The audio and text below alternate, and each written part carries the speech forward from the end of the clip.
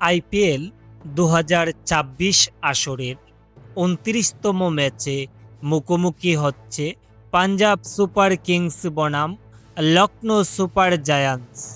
১৯ April দিনের দ্বিতীয় match Bangladesh সময় রাত ৮টা এবং স্থানীয় সময় সন্ধ্যা ৭টা ৩০ পাঞ্জাব ও লখনৌ মুখোমুখি হবে।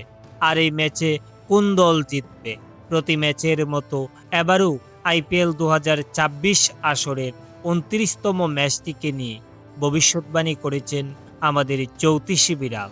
বিস্তারিত জানতে চ্যানেলটি সাবস্ক্রাইব করে সম্পূর্ণ ভিডিওটি দেখতে থাকুন।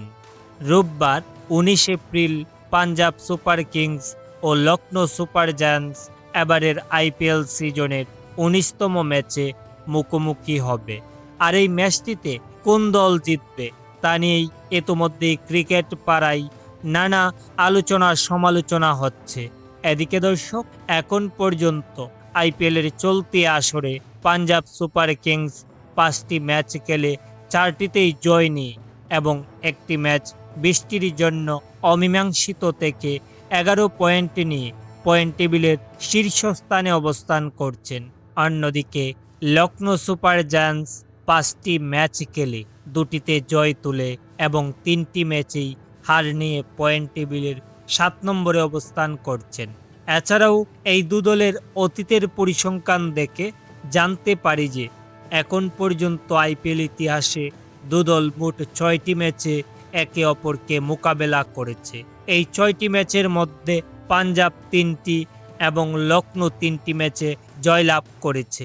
এদিকে দর্শক, সবাইকে চমকে দিয়ে প্রতি ম্যাচের মতো এবারও আইপিএল ২০২৪ আসরের ২৯তম ম্যাচটিকে নিয়ে জ্যোতিষী বিড়াল ভবিষ্যৎবাণী করেছেন।